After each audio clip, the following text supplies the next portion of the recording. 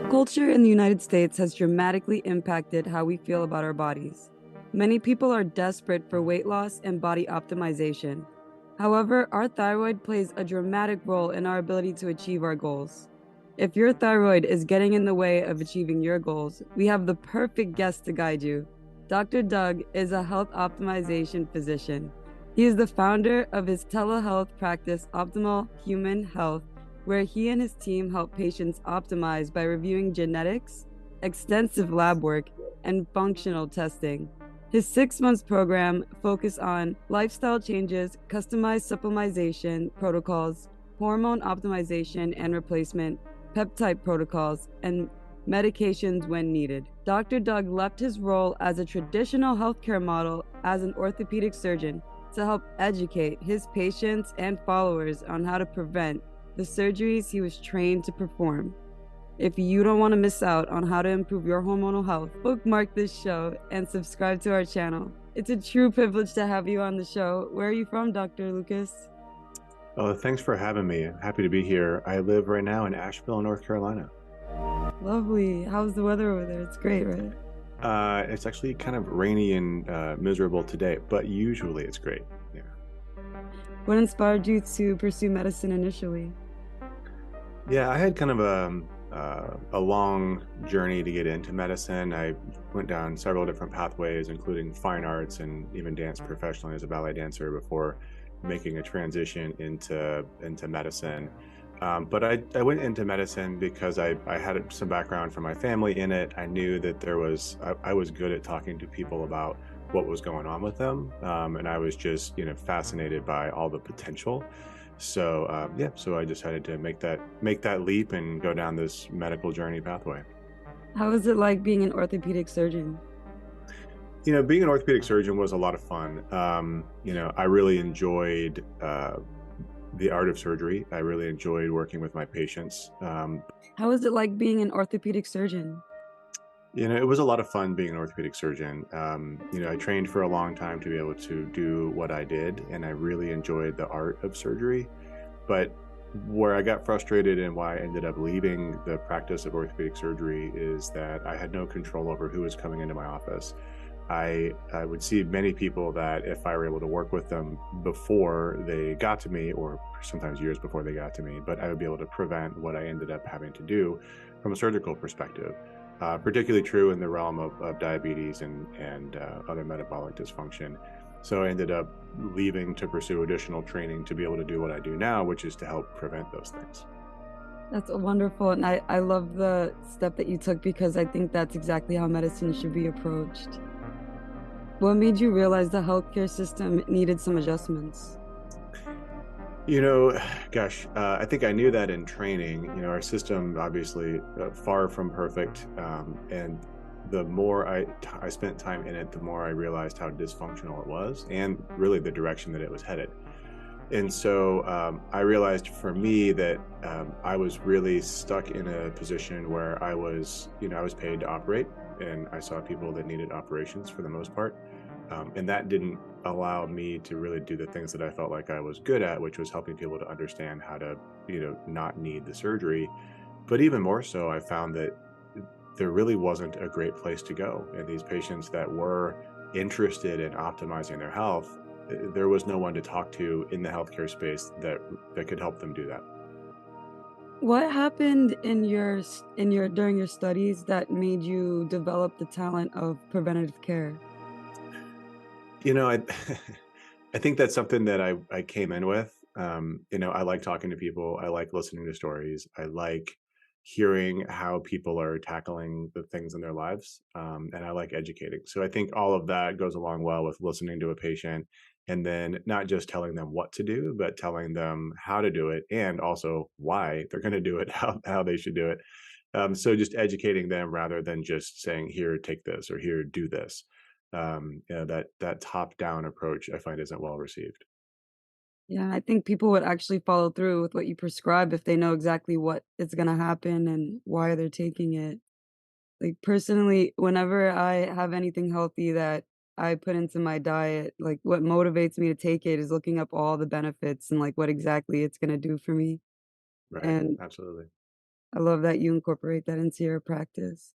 What's your perspective on sick care? I had an Mhm. interview with a doctor named Dr. Gordon, and she was a surgeon, and she described our wellness system as sick care. Yeah. What do you think about that terminology? Yeah. Oh, I think she's right on, and I look at what we call our healthcare system, right? It's the healthcare system, but there is nothing about our system that promotes health, right? We are really aimed at treating sickness and disease. And that is not to fault the people that are in it. It's just how the system has been developed over the last several decades. There was a time when we talked more about health, but now the system makes money off of people being sick. The pharmaceuticals company make money off of people being sick. The doctors make money, right? So the whole system is designed around treating sickness, not promoting health and wellness. There's no money in promoting health and wellness in the traditional system. So it's really tough to do that. Yeah. And this might be a little off topic, but I'm curious to see your perspective on this. I recently saw a clip online of Elon Musk saying that we have an underpopulation problem, especially recently with like COVID and the dropping in testosterone and all of these toxic environmental factors like catching up Mhm. to us in studies, and not to mention whatever adverse effects of whatever vaccines are going on right now because of superbugs. What is your perspective on the overpopulation versus underpopulation? Yeah, I didn't listen to Elon talk about that. I mean, I really think you can look at it either way. There is a lot of discussion about overpopulation from a food supply perspective, but even then, really, we waste so much of the food that we produce that I don't think that's true. Although with our current system, it's probably approaching true. Um, as far as are we going to see underpopulation in our inability to repopulate? Maybe. I test testosterone on every guy, well, and woman that comes through my practice, and I mean, I can say the same thing. I see very low levels of testosterone in men in their 20s and 30s. And will that eventually become a problem? I mean, it is a problem, but will it prevent, procreation? Will it prevent population? Maybe at some point. But we are living in a more toxic world, and our ability to procreate is sort of being attacked from several angles. I'm really happy that we brought this because the more aware the public can be, the more that we could take steps to consciously focus on what we put in and on our bodies. Yeah. Thank you for your opinion on that. So, Dr. Doug, what is a thyroid and what role does it play for the body and our mental health? Yeah, so the thyroid gland is the gland, if you feel your neck, the Adam's apple in your neck, it's right below it. It is it's not a very big gland, but it is responsible really for maintaining the metabolism and the speed of how basically everything in the body functions. The hormones that it makes interact with basically everything. So it's sometimes some people would call it sort of like the master um, the master conductor of the metabolism, or there are lots of words like that. But yeah, the thyroid is a very important organ in the body to help with all kinds of metabolic regulation. Influence our thyroid. Lots of ways. In the thyroid, I said that it interacts with everything, but it's a two-way communication too. And so, a lot of people when they come into our program, we'll get testing, and we'll say, okay, well, your thyroid's dysfunctional, and your testosterone's low, and your adrenal glands are shot. But all of these things don't happen in independent vacuums. They all sort of communicate. And so when our environment, which has the ability to affect all of those things, be it through food, what we put on our skin, what we're exposed to, the stresses that we see, the things that we're watching on TV or through social media or whatever, all of those things can wreak havoc on the adrenal glands, the immune system, the gut, and so forth. And so all of those then can have a negative effect on the thyroid. So the thyroid is stimulated or depressed from I don't know, thousands or millions of potential inputs. And so yeah, it has a tremendous impact. The environment has a tremendous impact on the thyroid gland. So, theoretically, somebody under a lot of stress their thyroid would be affected, hence their metabolism. And metabolism correlates with longevity too, right? Yeah, I mean, you could argue kind of both ways. But yeah, so stress has a really interesting response on the thyroid. There are a couple of different ways to look at it, but one of the most simplistic ways, when I get a lab panel for thyroid, well, every lab panel, one of the tests we look at, and I know we'll get into the testing, but one of the tests we look at is the reverse T3, or the reverse version of the active form of thyroid. And that's a mechanism that your body put in place to be able to have a response to stress. So when you're under stress, elevated cortisol levels, your body will actually prevent the cells from converting your storage form of thyroid to the free active form of thyroid. It'll create this reverse version of the same thing. And it's really to almost like if you were to imagine in your car, if your car wasn't working well, I don't know if you've, some cars don't do this, but if you push on the gas in a car where there's something wrong with the engine, it won't let it go. And that's kind of that same thing where like you're pushing on the gas and your body's saying, no, like you can't do that. You're going to break your engine. And so it'll actually create reverse T3, or the free version of thyroid, rather than the active form, to prevent you from overdriving your engine. And what are some symptoms we would feel if our thyroid's in reverse? Yeah, so you feel symptoms of low thyroid. So there are a lot of ways that your thyroid can be dysfunctional, or you can have what's called functional hypothyroid or low thyroid symptoms. So the classic ones are feeling fatigued, brain fog, hard to get out of bed in the morning. Some signs on the outside would be like dry hair, dry cracking skin, feeling cold intolerance, all those things. Constipation, the big one.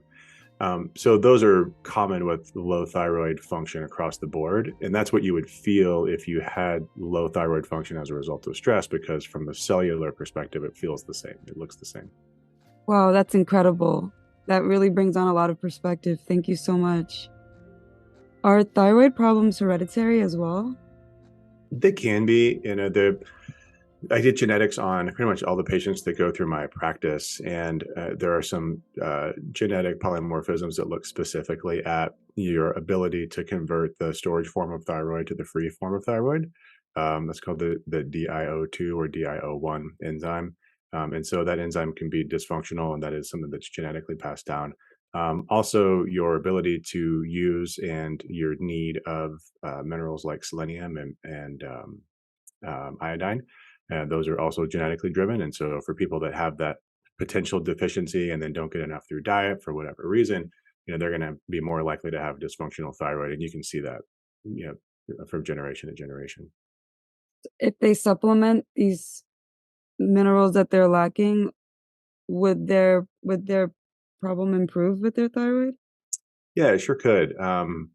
So one of the things we do when we see a dysfunctional thyroid in an initial blood panel is typically not to replace it.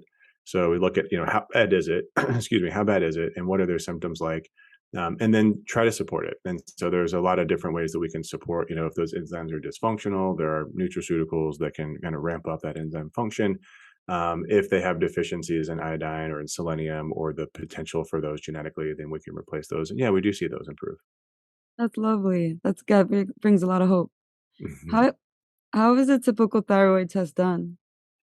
So typically it's a blood test. And so, we don't do that in isolation. We do it because we want to test the adrenal glands and the gut and everything in addition. But it's a blood test. And so when you do that blood test, what you'll usually see, and this is one of the flaws in testing for the thyroid, is people will just get what's called a TSH, or a thyroid stimulating hormone. And really, that's not actually testing the thyroid, it's secondarily testing the thyroid. So TSH comes from a different part of or comes from your brain, and it tells your thyroid what to do. The TSH will go up and down based on your body's reaction to what's happening at the thyroid. So it's not even really what's happening at the thyroid. And so your TSH can be normal, and you can have a pretty dysfunctional thyroid. And there's some genetics behind that too. And so when I get a thyroid screen, I really want to know, yeah, I do want to know the TSHs, but I also want to know what is happening on the thyroid hormone perspective. T4, which is most of what your thyroid makes, that's the storage form of thyroid hormone. what level of T4 and what level of free T4, since most of it's bound to a protein. Same thing with T3, which is the active form. So there's bound active and then there's free active. So I really want to know how much is being converted to T3, how much is free, and then also the reverse T3. In addition to that, we also want to know if you have any autoimmunity against your thyroid. So then there's antibodies, 2 different antibodies that you can test for. So it ends up being a pretty big panel. And we get this on all of our patients every 6 months, but most physicians won't get it once and usually just screen with TSH. If someone were to want to get a thorough test done, um, are there more doctors like you, or did you truly make a special practice? No, there are. The challenge is where to find us. There's a small group of doctors that are really into the health optimization space. Fortunately, there are some self-test companies, and I don't know any off the top of my head, but there are some companies where these things are becoming more available, so you can actually test it yourself. But then finding somebody who can help you, break it down what to do with it is a challenge. So it's out there. You just have to search for it. And one of the things I tell people over and over again is that you have to be an advocate for yourself. So if you don't feel right, if you feel like you have symptoms of hypothyroidism, keep looking. You don't, and then if you don't, what is it? Right? Because we're not supposed to feel bad. That is not our baseline. Right. Thank you. And I feel like that's great to hear for a lot of people. It gives them validation because I've been a victim of this as well, where we would go to our physician and they'll treat us with the best of their knowledge, but they'll say, oh, well, you're fine. Your blood work's fine, vitamins fine, hormones fine. But it is the vitamins and the hormones they're checking that are fine. That's what Well, I and they're realized. also they're using reference ranges to tell you that they're fine. And a reference range is just statistically around average, and our population is sick. So I don't want to be potentially 2 standard deviations below average. That's not fine. It's not even good. It's not even close to good. That really brings a lot of perspective. I can see a contingency with how the military and the police academy drop their Mhm. standards. Everything goes down, right? As we get sicker, the average goes down. And actually, testosterone is a great example that you brought up earlier. So, for men, the average testosterone is continuing to drop precipitously, decade by decade. So now you can be in your 20s and you can have a testosterone below 300 and it's considered normal, but that's terrible and you're not going to feel good. And then, a great example actually is for women. You can have free thyroid hormone for women because of the drop in hormones after menopause. I mean, normal includes 0. And so that's definitely not optimal, but yeah, you go to your doctor like, well, it's normal. Like, yeah, well, 0 is normal. So that's not really helping me. It doesn't help me feel better. It doesn't help me maintain muscle mass or have energy. Like you really have to understand, you have to read into the numbers and understand, like, what is our goal here? If it's to optimize our health, if it's to improve our lean muscle mass, when you're talking about testosterone, what's optimal? What are we actually going for? Are you in the United States? Yeah, we're in Asheville, North Carolina, and then we serve about 10 states right now that I'm licensed in. I was wondering, is the testosterone problem a United States problem or is it worldwide? The studies that I follow are United States data. I would imagine, and I hear this because I've colleagues in other countries that they're seeing the same thing. I don't see the data from other countries, but if it's not true right now, then it will be, because every country is essentially following this Westernization pathway, right, of obesity, diabetes, and chronic disease. So if they're not there, they will be soon. Yeah, I wonder what the differences are between Europe, how they banned a lot of chemicals that we use in the United States. I wonder Right. how those tests look like in comparison. Yeah, I mean, it's possible they could be better because of that, or because they have in Europe, depending on the country, they have different lifestyles. They eat a different food. They don't have the same grains we have. They don't have a lot of the same eating habits that we have. Less demands from a work perspective, and so yeah, there are a lot of reasons why they could have higher levels of testosterone, but the substances and the pollutants, the environmental toxins, is certainly one of them. Are thyroid problems common nowadays because of the Uh, circumstances? very, very common, and it depends on how you look. It depends on how you're looking at the data, but I will say that levothyroxine, which is the traditional pharmaceutical prescribed for low thyroid, is always in the top three, if not the top medication prescribed worldwide. So yes, it's extremely common. What are 3 red flags somebody should get thyroid attention? Yeah, I mean, I think if we're talking about low thyroid, which is what most people have, the things that most people will complain about coming in, and we see thyroid dysfunction, probably going to be low energy. So difficult getting out of bed, just feeling. People will use the terms chronic fatigue that kind of has a dirty name to it because of chronic fatigue syndrome, but it just feel slow all the time. And I would say constipation is one that people don't talk about as much, but is extremely common and related to hypothyroid. And then cold intolerance is the other one that I hear. Wow. People are like, why am I always wearing a jacket and like nobody else is? What about Hyperthyroid? hyper, yeah, hyper. Yeah. So when the thyroid is going too fast, which is not nearly as common, and generally associated either with autoimmunity or with over treatment of low thyroid. But that's going to be more like, you can actually feel your heart rate increasing, and you can get really fast. Anxiety, sweating, you kind of like feel like your heart's beating out of your chest. And if you're feeling those symptoms, you're going to want to go somewhere quickly. You want to get evaluated quickly because that can lead to a problem much faster than low thyroid. Do optimization physicians like you take insurance? Sometimes we don't. We're an all cash practice, and we do that very intentionally because we're able to offer our services for less.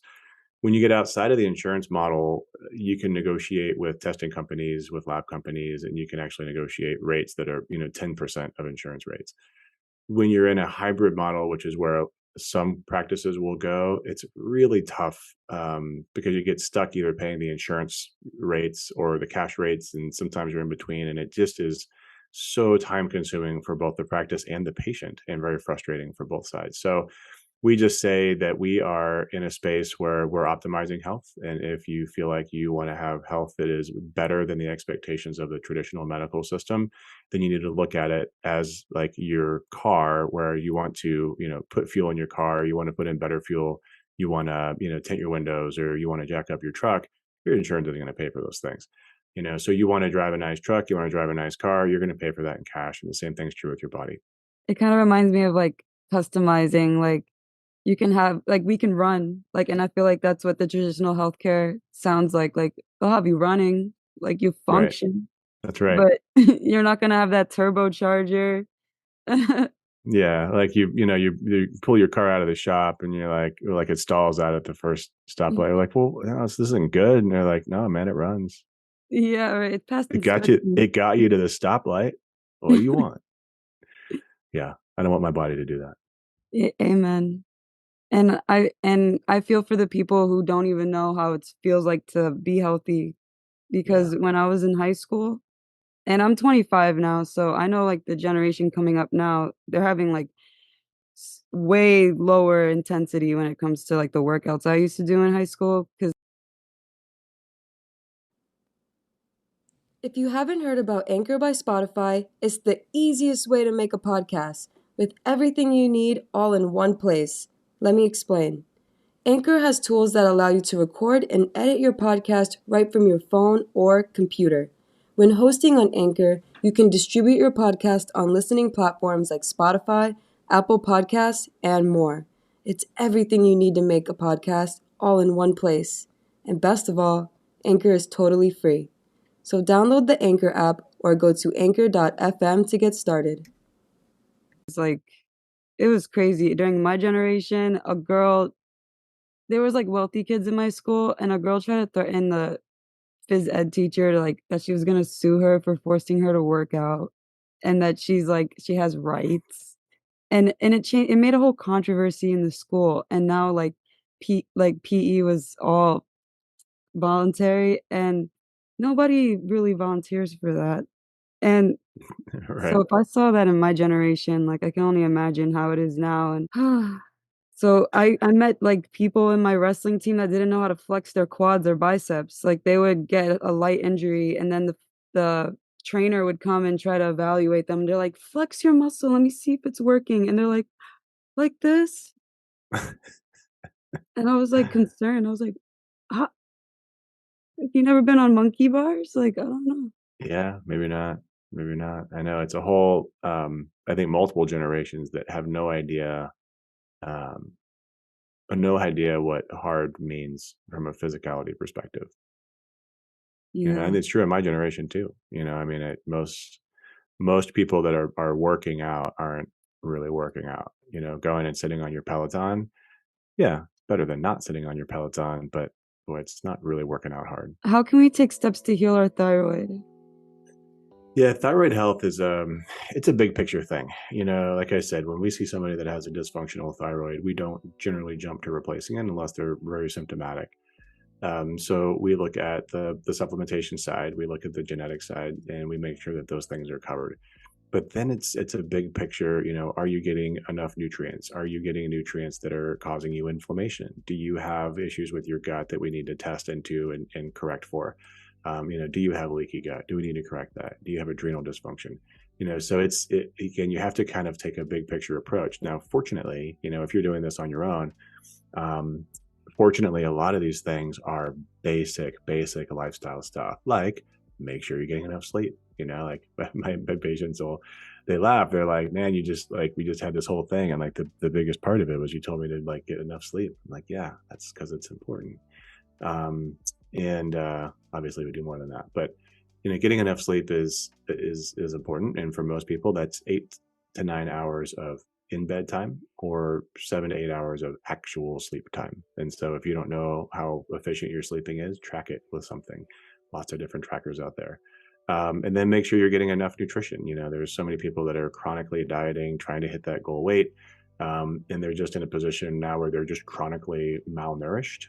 It's time to time to break that cycle, put on some muscle mass, and actually get your metabolism working in the right direction. So make sure you're getting enough nutrition, and then if you want to lose weight, then work with somebody who can help you to go back and forth to get that weight off. And then make sure you are actually doing some activity. So you don't have to be a bodybuilder or an ultra runner, although actually marathon runners have really pretty dysfunctional thyroids. But we do need to move. Our bodies need to move, and we're in a culture where we are so we're just so stuck behind computers and on the couch, and stress leads to even more of that. And so less and less of us are getting active, and less of us are getting after it. So you need to get after it. And then lastly, figuring out where you are on the stress spectrum. How much stress do you have? Where is it coming from? How can you mitigate that? And for some people that's simply just being aware of it. For some people it's actively meditating and doing that kind of thing twice a day, or heart math. I mean, there's all kinds of ways to do it, but you have to try to mitigate stress, because we're all around a ton of stress. And so that's all the lifestyle stuff. I could keep going forever, but that's a good starting point. Yes, I agree. And I feel like this is gonna help people be more aware, because I feel like we're addicted to stress in a way. Mm, mm. It's entertaining because, like, even though life is hard, like we have to pay bills, we have responsibilities, like I feel like our body still craves, and I think that's why working out is really great, but it still craves like that chase in the hunt, like, and I Yeah, feel like that's why sometimes like we have a lot of right fighters in the world. right. Yeah, I think we are in. I'm gonna forget the name of the author, but a book I just finished recently called The Comfort Crisis. He does a great job of talking about like we are in a condition now which is totally unknown to the human brain, which is like we're too comfortable. Our brain doesn't know what to do with that. Hmm. It's really good at responding to certain stresses, but not the stress of being too comfortable. Hmm. And the stress of finding so much gratification, like if we look at it, like if we look at the body as a machine and see that we're getting like so much dopamine, like flashes of it all the time, it makes it so hard to have the discipline to enjoy delayed gratification, which is like the supreme reward. Yeah, not only delayed gratification, but also, I mean, even just sitting in discomfort. It's so difficult for a lot of people, and especially kids. I have young kids, for them to sit in discomfort for even a second, because they're Yeah, so used to that constant gratification, and that's really difficult to train. something that really blew my mind recently with ice plunges Hmm. is like the spirit, like the discipline and the mental aspect, and then the physical effects, like hormonally with dopamine. Hmm. Um, are you familiar with the study that said that ice cold shocks for at least 45 seconds, I think to a minute, could um 2x your amount of dopamine that you produce? I haven't seen the studies on dopamine and ice plunge, but it doesn't surprise me. I've read a lot of studies on ice therapy. I'm a huge advocate, and I'm trying to figure out how to get one in my house right now. Yeah. Yeah, I mean, right now I don't have a lot of space. I just put on, because what I saw in like the studies that I've looked up is we don't have to be in ice cold water. We have to be uncomfortable. And yeah, in my experience, it's like when I put the cold water, I feel stressed. Like it makes me feel like I want to cry, like I'm cringing. And when I felt that, it gave me flashbacks of times in my life where it was like maybe like very stressful times in my life, where maybe trauma, like high strung stuff. And I was like, wow, this reminds me of that. And it was like healing too, because I got to reevaluate that and be like, oh, so that anger and sadness and pain, it's not anger, sadness, and pain. It's just stress. right. Because I felt the same thing with the ice, and that was not emotional. And that was one part of the healing. Then the other part was I felt so many less mood swings. Like I have ADHD, and what blew my mind this year is my neurologist told me that ADHD is could be a dopamine deficiency. Hmm. Yeah, I've run into that too. I think that just the idea that we are stressing ourselves. I mean, there's a lot of science behind cold therapy, but just the getting uncomfortable part, and that's one of the things I stress to my patients, and I talk about on social all the time. It's just like, what have you done to get uncomfortable lately? And so it can be as simple as taking a cold shower, right? I mean, most of us have a shower, and most of us have the capacity to not turn it on all the way. That's all it takes. But you have to have the discipline to do it, and once you do it for a while, like that's where I am. Is I've done a lot of cold therapy in different ways, but I mostly take cold showers, and now my mostly cold shower isn't uncomfortable anymore. Right. So Yeah. now I need, like, what's the next level? And it's be some commercial cold plunge product, which is going to end up right outside my office here. Oh, so you're up to that level where you need something super cold? Yeah. And actually, I just sat in one yesterday. A friend of mine who has what I was looking at, and it's perfect. Goes down That's to 39 degrees, circulates. It's great. that's fantastic. How do you I would love to know and ask for the audience. I'm sure that you're using the biohacking techniques. How do you feel on a daily basis? And do you remember the time of like before you started these practices, how you felt? Mm. Oh yeah. Oh yeah. So yeah, we talked about this. My wife and I talked about this recently. So back when I was operating as an orthopedic surgeon full time, we take call. We're up in the middle of the night. We have crappy sleep habits. Tend to de-stress with alcohol, like all of the usual stuff. And I was pretty miserable. Just uncomfortable in my own skin. I wasn't significantly overweight, but I certainly wasn't toned. I didn't feel good. I felt inflamed all the time. Um, like I didn't have as much of a libido. I was just doing, what I needed to do. And I was great at it, and I enjoyed what I was doing, but I didn't feel good. Had a hard time getting out of bed, and it's just constantly back and forth, tons of coffee and then wine, just like this back and forth. Um, when I finally got out of that and I started focusing on, what does my body really need? Getting enough sleep, making sure I'm prioritizing that, getting to bed on time, not watching TV every night. I don't drink anymore. I haven't had a drink in, I don't know, it's been somewhere between 1 and 2 years or something. So uh, you cut all those things out, and then all of a sudden you feel great. Like when I get up in the morning, I mean, I get up ready to tackle the day. I get up and nothing slows me down. I actually shifted my workouts to be in the afternoon because I still have enough energy when I'm done, doing all the work that I have to do in the office. I still have enough energy to get after it in the gym, right? So I'm working out now from whatever 4 to 5:30 or whatever that time frame is, and I feel good. And so yeah, like that, working out after work, never never could have happened before. Um, so yeah, I mean, it's just a totally different thing. And now when I do, something causes me to have to cut sleep short, or something's bothering my habits, I feel it. Recently just had a scenario where I was traveling a lot, sleep cycles were off, lots of stress, and I was cutting sleep short, or getting up early to do whatever, and I hit a wall. I just was like, I feel terrible. I have to back down, and so it did. Now I feel great. And so all it took was just getting back into the right habits. That's awesome. That really so how soon did you feel the impact of getting off your routine? Like, was it a couple of days, or was it like as soon as it got off, you were like, this is not right? I was it was, I would call it a couple weeks. It was really a couple weeks. Weeks? Oh, Mhm. wow.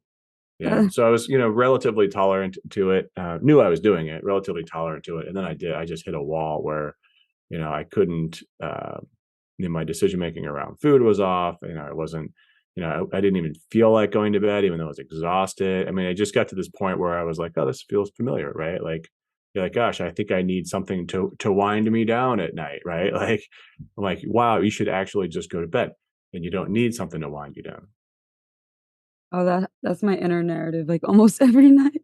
But you know what? That's gonna humble me because now I know I have to start working harder. Yeah, I mean, that's what I've learned too in this space. I meet some amazing people. And as soon as you think that you're hard, and that you're training hard, and that you're disciplined, you meet the next person who's just crushing it, and they make your discipline look like, my kids in a candy store. And it just, yeah, it's just, I mean, it's humbling to know, what people have been able to do and what people are able to do. But I love it because you keep seeing it, and you say like, wow, I need to move the goalposts, like I can do so much more, and I'm Mm. doing so much more now than I was, even when I was, practicing as an orthopedic surgeon, which is a, pretty high set point. But now I'm able to, just really functionally do more, impact more, and also have energy to be at home and be a great dad and a great partner. Yeah, it sounds like you and your wife are a power couple. I love that Mhm. she's a dietitian. Yeah, so she has her PhD. She's a registered dietitian, and she runs a nationwide weight loss company.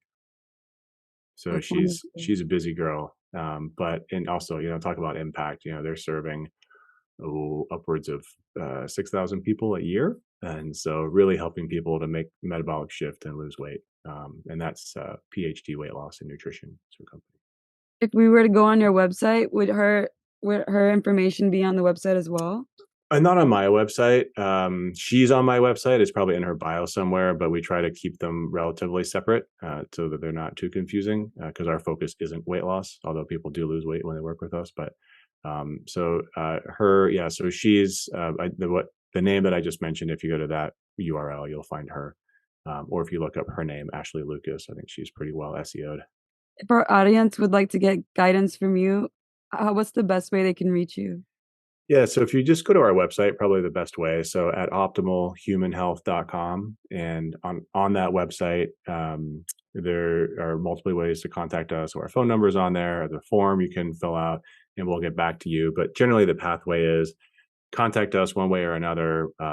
Either me or one of my team will meet with you and talk about what your needs are, and see if we're a good fit, and then talk about how we can make that program work.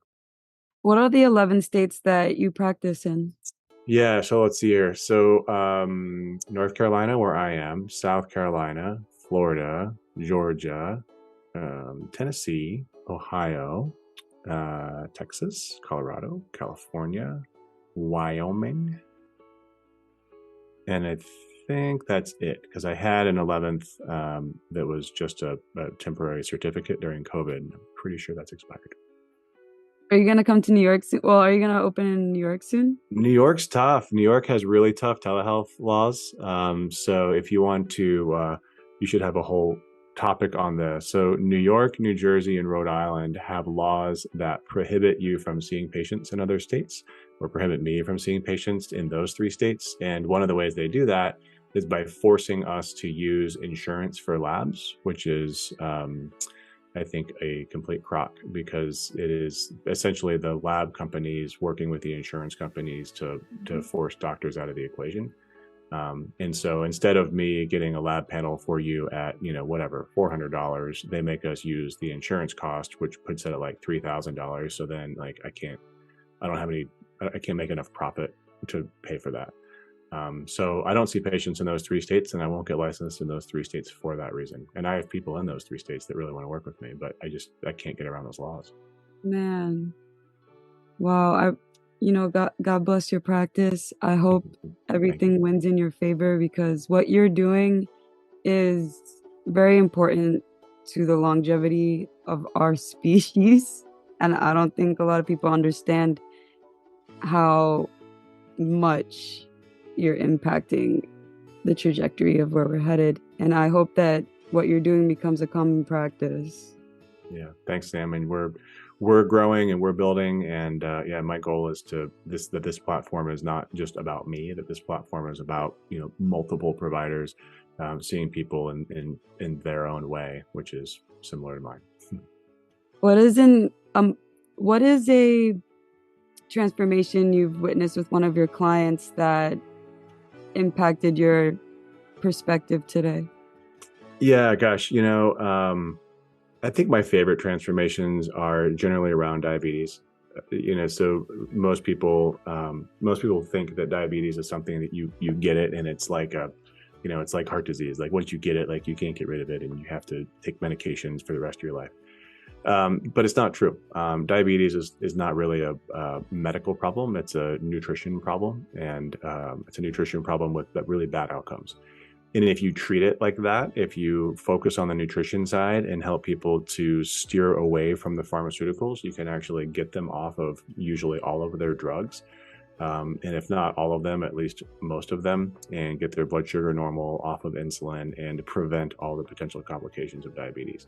When you do that, then all of a sudden their thyroid works better, their testosterone levels normalize, their immune system gets better. Like they feel amazing. So those are kind of my favorite stories. But we have stories from high performing individuals and professional level athletes to to people that are really struggling with diabetes and other sort of chronic conditions. So it's a broad field, but it's a lot of fun. It's incredible because what you're targeting is like the number one life takers in the United States. And my mom was diabetic. I I would think about like a doomsday scenario, like what would she do without insulin? She's connected to a pump. Like that was something that always concerned me. So I'm sure that you give a lot of hope to people listening right now who feel like they're doomed after their diagnosis. And I'm happy that Dr. Doug and I are here to confirm that it's not a sentence and we can make daily choices that will better our situations, and we're rooting for you guys. Dr. Doug, you ready for some rapid fire? Sure, hit me. What would be a book title about you if your worst enemy wrote it? Um, Boy, I would say probably The Angry Man. It's a life past, but it's still there. At what time of day do you get your best work done? 6 a.m. What are three books you'd recommend my audience and why? Mm. Gosh, really depends on the audience, but I think I would go old school, like The Primal Blueprint from Mark Sisson. It's a book that really changed my trajectory from just looking at nutrition and health. I think for guys, No More Mr. Nice Guy is a really great book about how men are raised in a society by women and not by men over the last couple generations and the impact of that. And then ooh, so many good choices. Um, Maybe Outwitting the Devil, an old classic. That sounds like an interesting one. Have you ever read any books from the Kabbalah? Ah, So there's a book called The Autobiography um by or of Satan, but it's written by a Kabbalah company. I know there's similar mhm. titles out there, but it brought so much perspective. Like the narrator, the one like talking in the book, is like a Satan himself, and he's Hmm. like the whole book is every chapter on how he tempts you, like every style, every psychological Yeah. trick. And then he says the messed up thing is you'll read this and I'll still be able to do it. Like Yeah. they capture his personality in a very funny way. Yeah. That actually sounds a lot like Outwitting the Devil. Yeah. 'Cause he talks, it's like an interview with the devil. So what is your intention, your true north with health optimization position when if one of our listeners are inspired to contact you? From a business perspective or patient perspective? Patient perspective. Yeah, the true north is, let's figure out where you are and where you want to be. And then Thank you, Dr. Doug. I loved speaking to you. What you're doing is inspiring, and I'm looking forward to following your journey. awesome. Thanks, Sam. Yeah, it's been nice chatting with you. Appreciate it. To support Dr. Lucas and his mission to provide quality content for those who want to improve their health, follow him on his social media and check out his website and YouTube channel. Dr. Lucas' website, social media links, and YouTube channel will be on the description below. Thyroid conditions can be hellish to experience without guidance, and I encourage you to work with Dr. Douglas if you're ready for healing and change. If you found value in our content, please tag us on social media with your insights. All feedback is welcome and helps us serve our fellow Matrix members. To stay up to date with our Matrix mentors and what we have in store for you, bookmark our website and subscribe to the podcast and YouTube channel. It was great to have you with us on the Organic Matrix Show, and we'll see you on the following download.